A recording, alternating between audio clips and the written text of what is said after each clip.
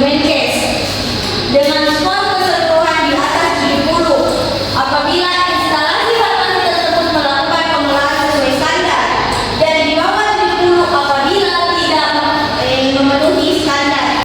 Baik, selanjutnya yaitu ada hasil dan pembahasan, di mana manajemen pengelolaan obat ialah rangkaian agenda yang tersusun atas rencana mengadakan, menyimpan, serta menyalurkan dan memusnahkan obat yang pengolahannya dilakukan dengan cara optimal untuk tercapai tepat macamnya serta banyaknya obat, juga pembekalan kesehatan.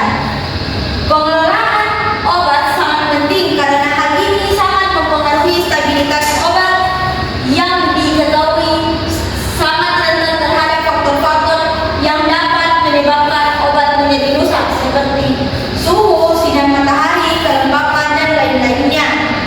Selanjutnya yaitu tabel penelitian. Bisa dilihat yaitu presentasi manajemen pengelolaan obat dan pembekalan kesehatan. Bisa dilihat di sini ada komponen wilayah, skor, dan standarnya. Jadi yang komponen penelitian yang dinilai itu ada dua, sumber daya dan pengelolaannya. Skornya di sini bisa dilihat 56,06. Sedangkan di pengelolaan 36,40. Sedangkan standarnya itu 60 sama dengan 40. Jadi bisa disimpulkan ini belum memenuhi standar presentase yang diinginkan. Sehingga harus memenuhi standar yang diinginkan oleh konsumen. Baik, setelah tabel kita akan masuk di kesimpulan.